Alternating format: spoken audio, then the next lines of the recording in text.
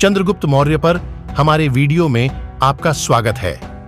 इस वीडियो में हम प्राचीन भारतीय इतिहास से इस पौराणिक व्यक्ति के जीवन और उपलब्धियों का पता लगाएंगे। चंद्रगुप्त मौर्य एक उल्लेखनीय शासक था जिसने भारतीय इतिहास के सबसे बड़े साम्राज्यों में से एक की स्थापना की। चुनौतीपूर्ण राजनीतिक परिदृश्य को नेविगेट करने और एक विशाल साम्राज्य बनाने की उनकी क्षमता आज भी हमें प्रेरित करती है। चंद्रगुप्त मौर्य के असाधारण जीवन में तल्लीन के रूप में हमसे जुड़े। प्रारंभिक जीवन और पृष्ठभूमि। चंद्रगुप्त मौर्य का जन्म वर्ष 340 ईसा पूर्व में मगध के क्षेत्र में हुआ था, जो भारत में वर्तमान बिहार है। विनम्र शुरुआत से आते हुए वह छोटे शहर पटलिपुत्र में बड़ा हुआ।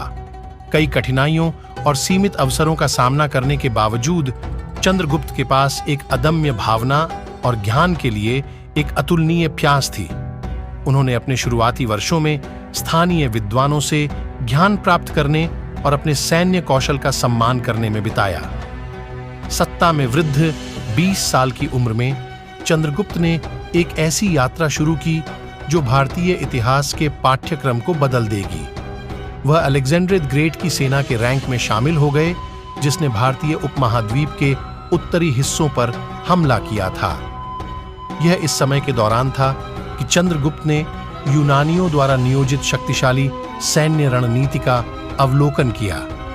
यह अनुभव उस पर एक स्थायी प्रभाव छोड़ देगा और अंततः अपनी सैन्य रणनीतियों को आकार देगा।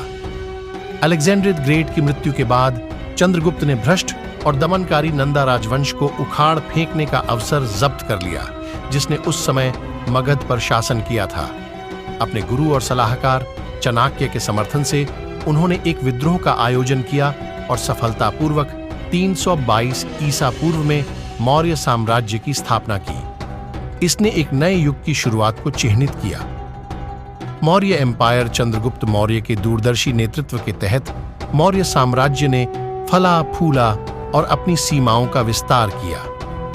चंद्रगुप्त ने विभिन्न प्रशासनिक सुधारों को लागू किया, जैसे कि एक संरचित नौकरशाही की स्थापना और एक कुशल कराधान प्रणाली। इसने साम्राज्य के भीतर बेहतर शासन और आर्थिक विकास की अनुमति दी। इसके अलावा चंद्रगुप्त ने साम्राज्य के भीतर और पड़ोसी क्षेत्रों के साथ व्यापार और वाणिज्य को सक्रिय रूप से बढ़ावा दिया।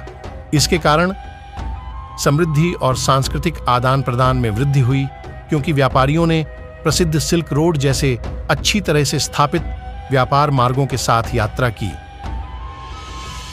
विरासत और प्रभाव। चंद्रगुप्त मौर्य की विरासत एक शासक के रूप में अपने समय से कहीं अधिक है। उनके साम्राज्य ने भारतीय उपमहाद्वीप के एकीकरण की नींव रखी, जिसका क्षेत्र के भविष्य को आकार देने पर गहरा प्रभाव पड़ा। मौर्य साम्राज्य ने न केवल राजनीतिक एकता को बढ़ावा दिया, बल्कि कला, वास्तुकला और दर्शन जैसे विभिन्न क्षेत्रों में महत्वपूर्ण प्रगति भी देखी। चंद्रगुप्त की सबसे उल्लेखनीय विरासत में से एक भविष्य के शासकों, विशेष रूप से महान अशोक पर उनका प्रभाव था।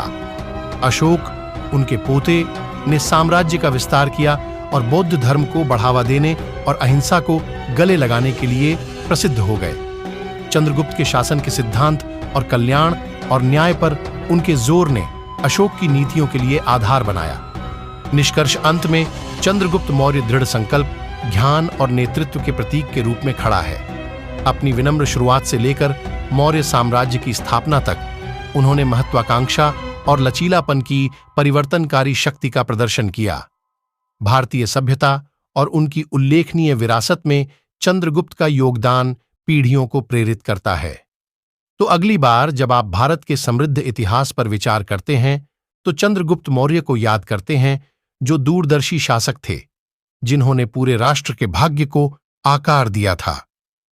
सबसे बड़ी जीत युद्ध के मैदान पर नहीं, बल्कि लोगों के दिलों और दिमागों में जीती जाती है।